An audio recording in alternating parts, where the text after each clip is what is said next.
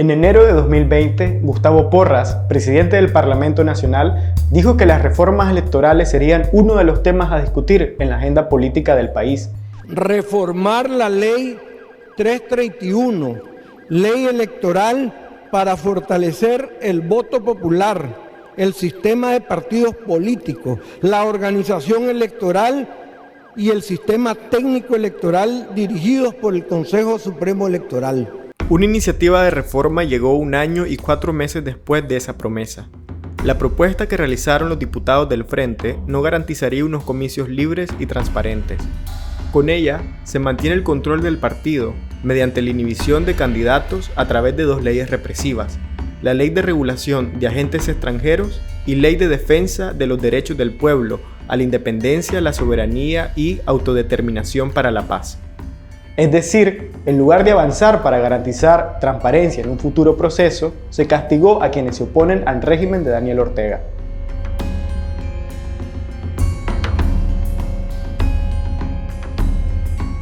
Y nosotros no nos metemos ahí a opinar, ni nos metemos a pedir nada en ningún organismo internacional para que le pongan en orden a los Estados Unidos en lo que son sus procesos electorales. No nos metemos en eso, porque no queremos que se metan con nosotros, como se han metido en otros momentos. Esta reforma no cumple con las recomendaciones elaboradas por especialistas en el tema, y probablemente tampoco con lo que espera la Organización de Estados Americanos. Entonces, ¿qué aspectos debería de tener una verdadera reforma que garantice unas elecciones justas?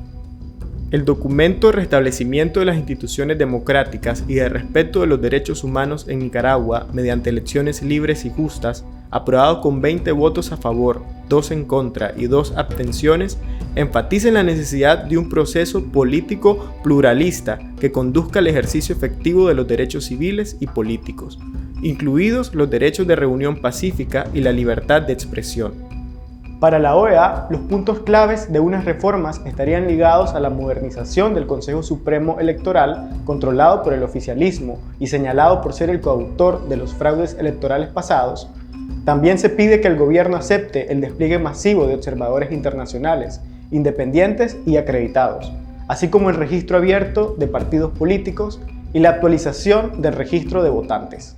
El organismo también hizo algunas recomendaciones en 2017, tras las elecciones municipales celebradas ese año, en la que primó la abstención. Para ese entonces, la misión de acompañamiento electoral de la OEA emitió un informe preliminar y plasmó al menos 7 puntos muy similares al documento consensuado en la Asamblea General de 2020. No obstante, estas primeras recomendaciones jamás fueron acatadas por el gobierno.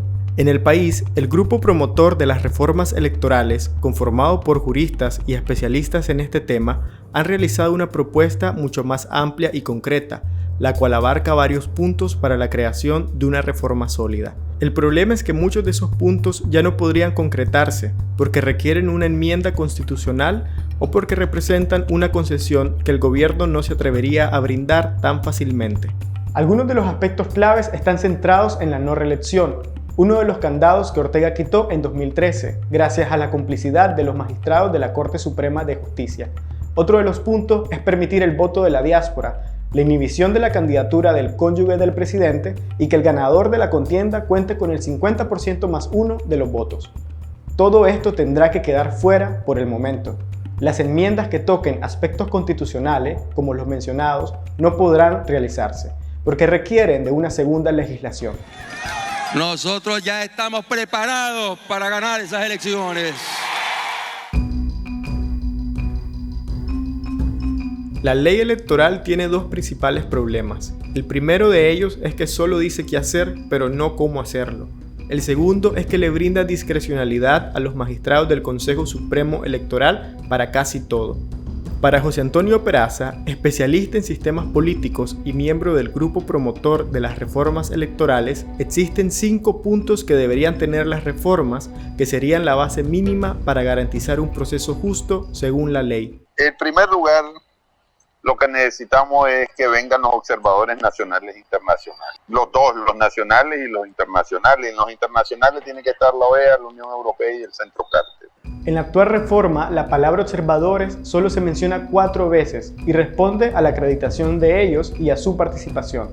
En ninguna de ellas se hace énfasis a la observación internacional, ni se mencionan los organismos que deberían acompañar el proceso. De nuevo, la ley dice qué hacer, pero no cómo. Como segundo punto, se debería garantizar que los partidos políticos fiscalicen todas las instancias del Consejo Supremo Electoral, en especial atención a las juntas receptoras de votos. Igual de importante es el cambio de magistrados del Consejo Supremo Electoral, quienes han sido señalados como parte de la maquinaria del fraude en Nicaragua. Los especialistas recomiendan quitar todo sesgo partidario que puede entorpecer el proceso. El artículo 6 de la ley dicta que el Consejo esté integrado por 7 magistrados propietarios y 3 suplentes, elegidos por la Asamblea Nacional de listas separadas propuestas para cada cargo por el presidente y los diputados. Cada integrante se elige con el voto favorable del 60% de los parlamentarios.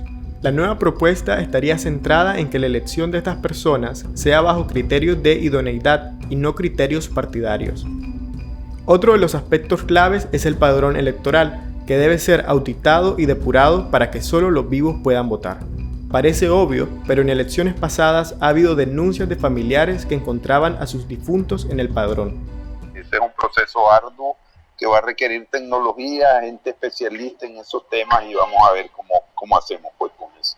Pero definitivamente a eso hay que atenerlo. Lo importante es que los vivos estén en el padrón y los vivos sepan dónde van a ir a votar. Los muertos posiblemente no se puedan sacar todo. Existen otros temas procedimentales, por ejemplo, los relacionados a la conformación de juntas y la publicación de los resultados en tiempo real, entre otros. Esto nos lleva a otro punto importante, que es la revisión del sistema de cómputo del Consejo Supremo Electoral y la definición de cuáles serían las garantías para que no sea burlado. Otros aspectos no dependen de unas reformas y son cruciales para que se desarrolle un proceso con todas las garantías.